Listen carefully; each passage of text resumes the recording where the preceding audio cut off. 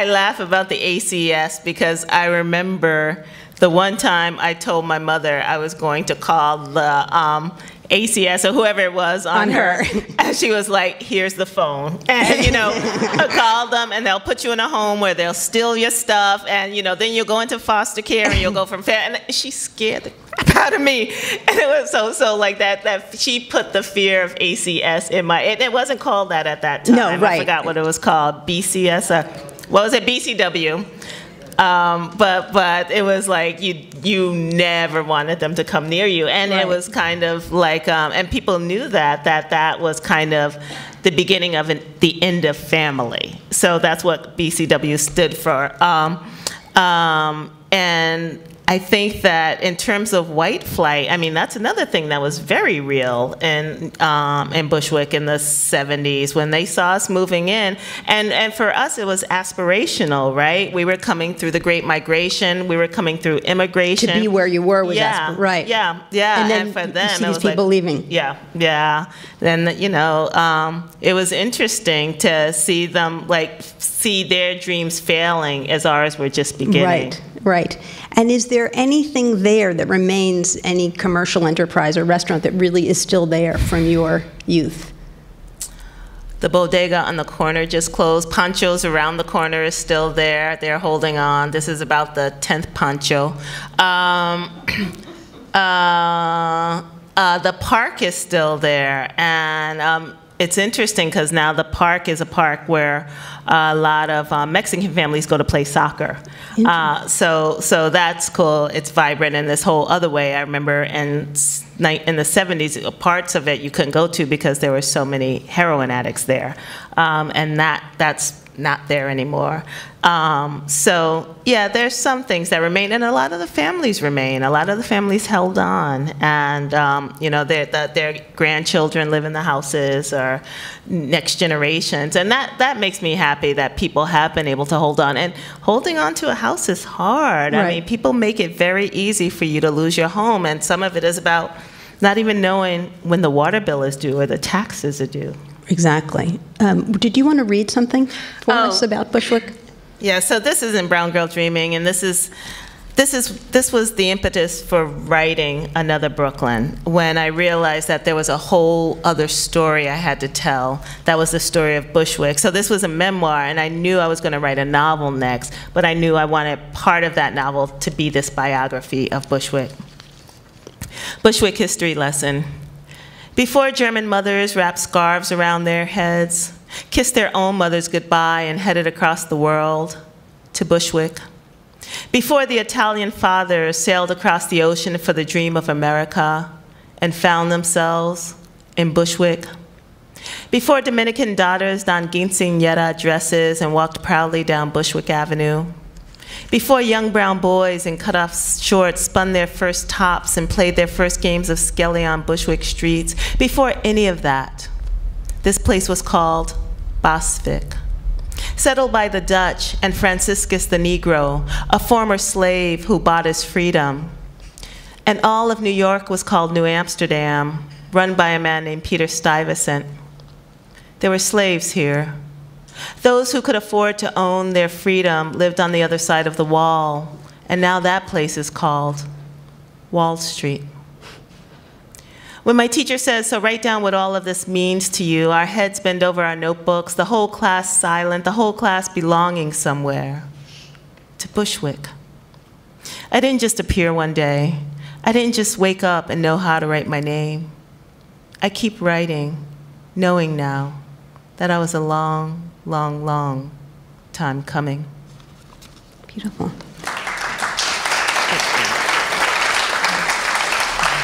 I've had some conversations with people about the title, Another Brooklyn, and what, because there's so many ways to interpret it, and I was wondering if you could tell us how you interpret it. Well, first and foremost, of course, it's a nod to James Baldwin and his book, Another Country. And then it's a nod to the people the outsiders who are writing about this place in this manner of otherness that I didn't really appreciate. I wanted to put Another Brooklyn on the page. And then it's a the story of these 4 girls who see themselves moving to yet another Brooklyn, which is the dream of their own futures. Right, right. Just to shift gears a bit, you wrote a book about adolescence for adults. And I wanted you to talk a little bit about the difference in the writing process, writing, would you have written the book differently if you had just imagined it for a young adult audience? And is there a different way of thinking and approaching? Yeah, so if I was going to write it for young adults, it wouldn't be August looking back from her 30-something years. It would be them in the moment of their childhood and young adulthood. And that's the big difference between writing for the ages. When you're writing for young people, you're in that moment of that point in their lives. But when you're writing for adults, you can move through time in a different way. And so I have August looking at herself at 15, looking at herself at 8, looking at herself at 12, but she's always August, the woman, looking back. So that's the voice in the book. Whereas Brown Girl Dreaming, it's me as a young person. And it's interesting because that book got a whole other audience because of the time it takes place, which is the 1960s to the 1970s. And so the older people who lived through that time, even though it's told from this younger perspective, see themselves in the narrative. So that was surprising. But most of the young adult books are from the age of the protagonist, and that protagonist stays that age. And could you also talk a little bit about the decision to make August an anthropologist, which is so interesting? So the book opens, for a long time, my mother wasn't dead yet. And you realize that August has always been studying the rites and rituals of death and dying. So it made perfect sense when I got to the knowing that this is who she would become, that's who she would be, and that's what she would study as an anthropologist. And then I spent about a year researching the different rituals of different cultures. And what did you discover? It's wild. I mean, one thing I did discover is that other cultures have a deeper respect for death than we do. Somebody dies, and 6 days later, someone's like, "Are you back at work yet?" And a month later, if you're caught in the bathroom crying, "What's wrong with you? She died a month ago," or even a year later, or 3 years later, and you're supposed to let go much quicker of your grief than other cultures, and there are different ways. I mean, the one culture who they keep their dead with them. I was going to ask you if you made that up. No, none of those are made up. And until they have enough money to carry them, I mean, they'll take them to picnics with them. They'll take them to church, and they'll keep them as if they're living until they are able to bury them. And the culture that exhumes the bones to ask questions, of their dead. I just thought that was beautiful, that way of revisiting and getting answers, because I do believe that people who leave don't leave us, and so and that communication and constant connection you have with the people who've gone on to the next place is what August is trying to find throughout the narrative. So when she grows up and goes to Brown and goes to Madison and eventually becomes this anthropologist, it makes sense that she comes back to what she's always known, which was trying to understand death and dying. And of course, memory is such an important theme in the book. And psychologists have this term called screen memory, where it's a memory we have that may not have had anything to do with reality, but it is how we understand our lives. And I was interested in the way you thought about memory and what and memory and truth, really. Which are different and the same, right? Because at some point, August is a very unreliable narrator. But what she says again and again is, this is memory. And by saying that, what she's saying is, this is my truth, and no one can take that away from me. Because I think of my siblings and I, like we all have different memories of a certain point in time, and that's because we were all different ages experiencing that point in time. And everyone has different relationships to a parent that create a different kind of filtering system for... Exactly. And so her memory is, so our memories are ours alone at the end of the day, and they become our truths because they're connected to us that way. So, you know, the difference between memories and facts, I don't know. That's different, right? Because well, you dealt with that when you were writing your memoir, I'm sure, as memoirs do. Yeah, but it's a memoir, so it's memory. So it's my memory of that time, and the facts are there, right? We know about Ruby Bridges, we know about Nat Turner and all of that stuff, but we know about the Great Migration, we know about New Amsterdam, but my experience in the moment is my memory of it, and who can say that it wasn't as I experienced it? Right. And was it tempting in another Brooklyn, because there was so much research, to kind of get sucked deep into the research and yeah, because then you can procrastinate. Right. Every writer knows that's the truth. Right. At the end of the day, I just wanted the book off my desk and out of my life. I wanted to have the catharsis that comes with telling stories, and as long as I was in the process of writing, that wasn't going to happen. But yeah, I did get really sucked into the research, and I got frustrated by how little I could find about Bushwick during that time. Really? So which led me to move more to wanting to create the narrative. Right. And the book is brief. I mean, was there a conversation in your head about extending it? No. Well, how did you come to that? To that length. It's so there's the biography of Bushwick during that period. There's the narrative of the girls, and there's the poetic element of it. And so, because I had those three things going on, it involved a lot of rewriting and a lot of paying attention to white space. And so the white space in the book is very intentional. Yeah. And so it's a book that's meant to be read slowly. Right. And then gone back and the passages reread, because you realize you didn't pull exactly what I was intending. Right. And I thought that if it was going to be a 300-page narrative, people weren't going to read it the way I wanted it to be read. Fascinating. So I did want it to end at a place where, long after people closed the book, they still were thinking about it, and that was about the language. Yeah, and that had to do with the layout of the book and the language and even the sentence structure. Right. Really made a difference. So everything I read, I write out. Everything I write, I read out loud. So I would write, I would read it out loud, I would edit it, I would research, I would write, and it went on and on and on. Wow. I think we're going to open up the floor for questions. I'm sure a lot of you have great questions for Jacqueline. Who's going to go first? Okay. This has been streamed on Facebook Live, so we have some questions from our online viewers. Another Brooklyn is about a young woman's experience. How has being a parent changed your perspective on being a young woman? And of course, you have a teenage daughter, so. I have a 15-year-old, so it makes me cranky.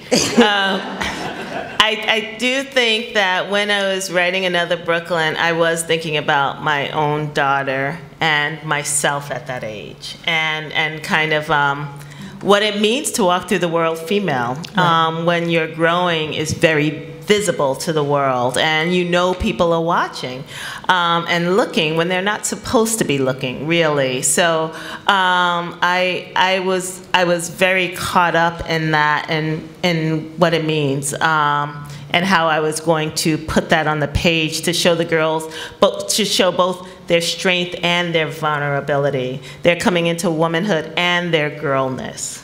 Right. Interesting. Anyone from the audience? Yes, ma'am. I've had trouble reminding myself that it wasn't an autobiography, that it wasn't nonfiction. I had to sometimes go to the back of the book and see the word fiction to get myself straightened out, because it seems so real. That's interesting. So what she said was that she had trouble remembering that it was fiction because it felt so autobiographical, right? And like such nonfiction. I do think part of that is so many of the events are real, right? Because again, when I'm talking about Bushwick in 1968, when I'm talking about Biafra, when I'm talking about the blackout, when I'm talking about the Son of Sam, all of that stuff is real, you know, and then overlaying that with the narrative, of course they begin to blend in and seem very real. Then also is my writing. Anyone else from the audience? Yes. Thank you. When I first saw the title, Another Brooklyn, I immediately thought of A Tree Grows in Brooklyn. Mm-hmm. And Francie Nolan and Women Are Made of Invincible Steel. And I guess I'm making a comment along with a question here. Mm-hmm. In your story, Another Brooklyn, these women are made of this invincible steel. They have flaws. We all have. You present that, and the camaraderie, and how they help each other, and how they haven't helped each other. Mm-hmm. And I guess my question also to lead into this is Gigi. Mm-hmm. What happened to Gigi? She flew, and at the end, does Augie? Do the girls talk about this? Think about mm-hmm. it. Mm-hmm.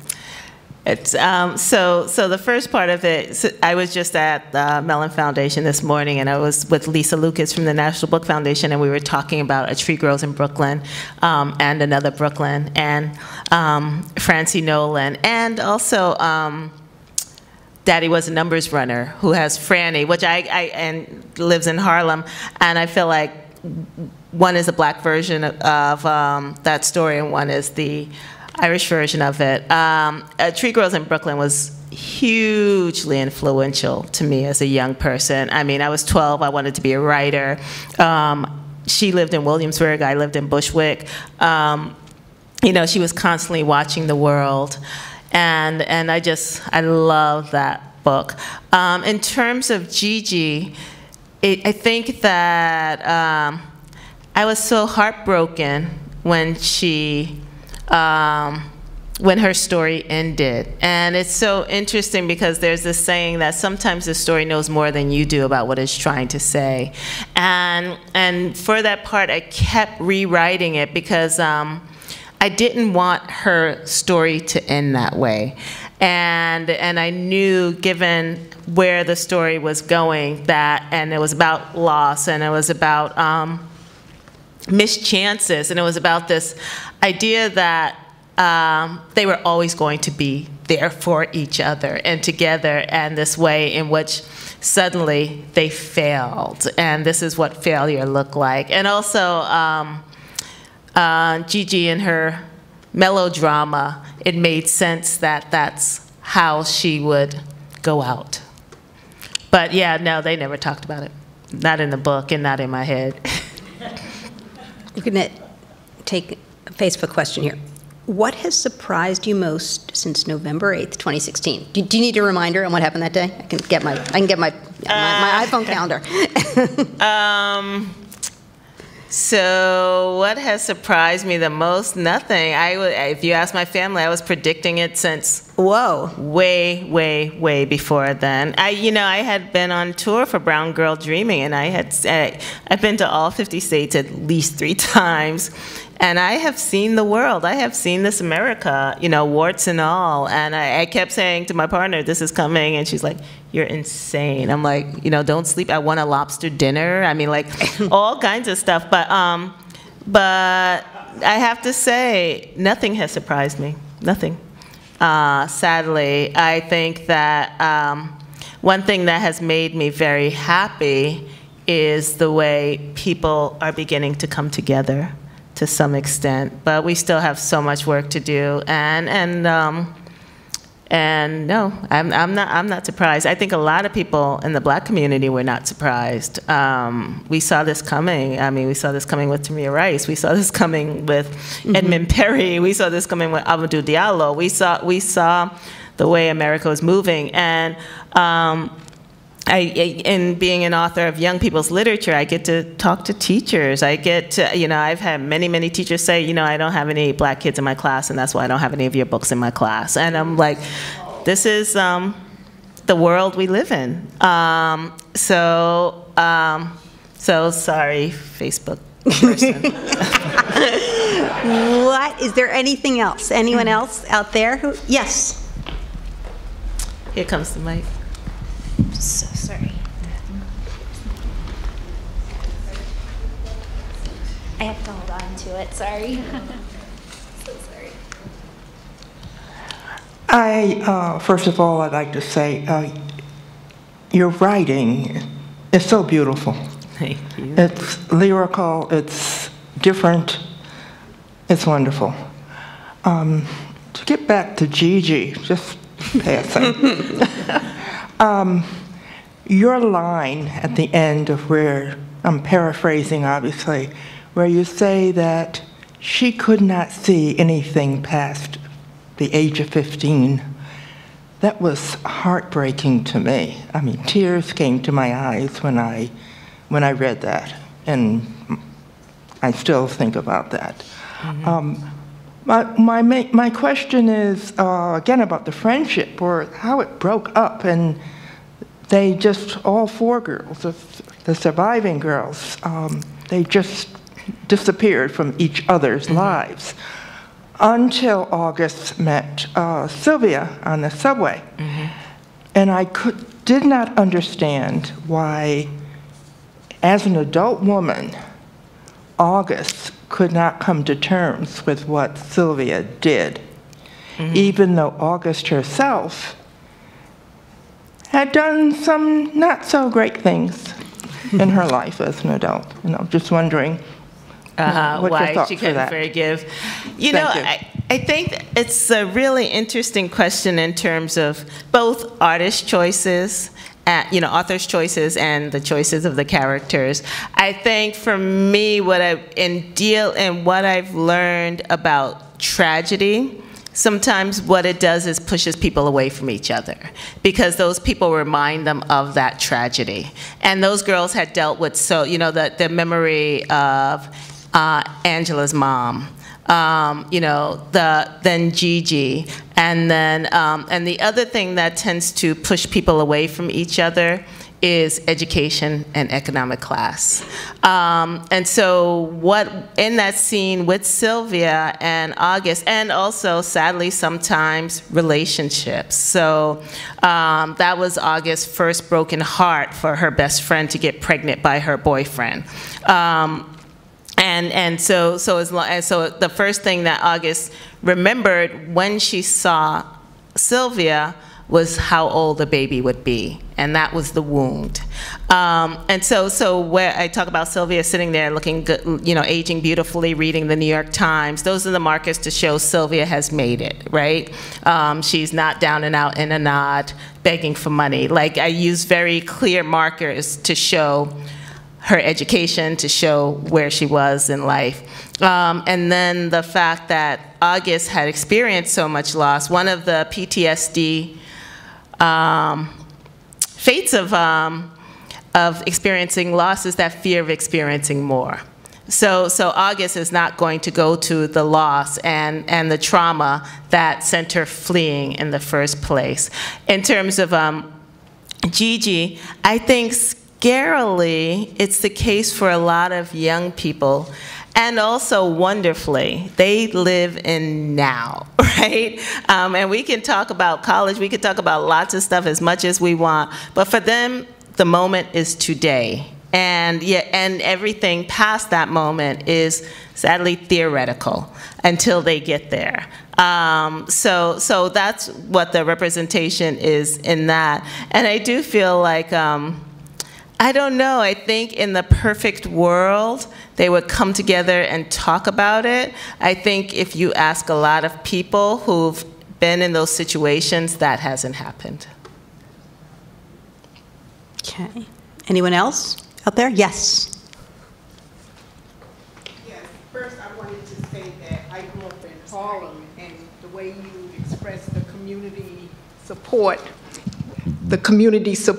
in Bushwick was very similar to my experience of growing up in Harlem.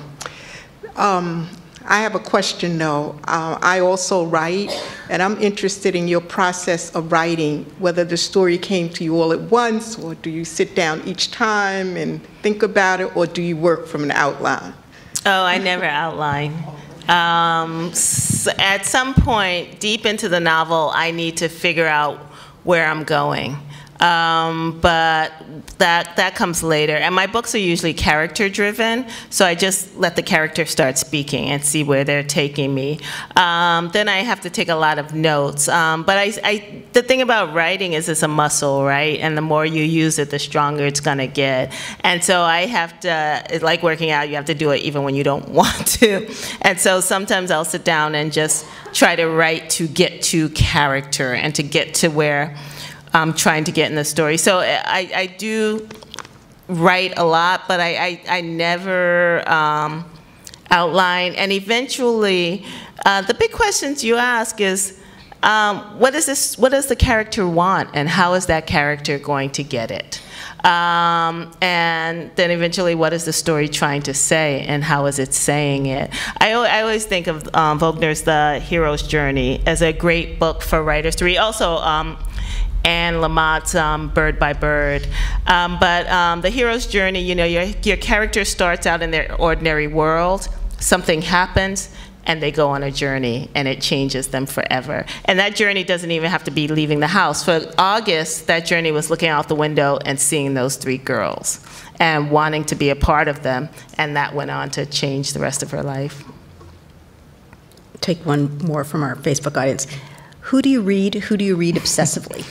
Who do I read? I have a stack of books in my office that I go to when I'm stuck and I just need voice in my head. So Carson McCullers is there, Raymond Carver, Cornelius Eady, Marie Howe. So it's poetry and fiction, Junot Diaz. And these are books that I could probably recite because I've read them so many times. Tree Goes in Brooklyn, I'll open it up and just read passages of it. I was saying earlier that, you know, I'm chairing the National Book Awards in fiction, so I've been reading a lot of fiction this year, and some really, really good fiction. But when I'm in the process of writing, I cannot read new fiction. Right. I have to read something I already know. I can't make any discoveries in someone else's narrative when I'm trying to discover stuff in my own. I think that's true of a lot of writers. Anyone else? We'll take one more final question. Yes, ma'am, in the back. Yeah, Jackie, Hey, religion was so big a part of your childhood, and this is going to sound like kind of a vague question, but what's the future of religion in literature, in writing? It almost seems it's like the games that people played in the street. They were so important, and now they're not there anymore. You know, I don't know. I think it depends on the writer telling the story, right? And I think if religion is a strong part of that narrative, it's going to show up in the story.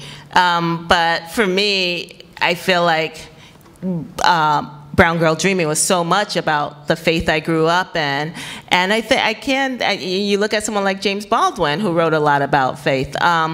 And I do think that people are still devout and spiritual and thinking about their faiths in context of the bigger world. And as long as that conversation continues to happen, of course it can't just be about the religion, but what does it have to do with now and us and the world? And then it becomes a dialogue in the narrative. But again, it depends on who's telling the story. All right, Jacqueline, thank you so much for joining us. Oh, thank you, Denise. Great questions. We hope you join us for the next discussion. Look, BNS is in the house. Our next book, we're going to continue with the theme of 70s New York with Jonathan Mahler's Ladies and Gentlemen, The Bronx is Burning, and we hope you'll all read that and be with us next time. Thank you. Cool. Thank you. I miss my track people. I was just telling you about Prospect Park.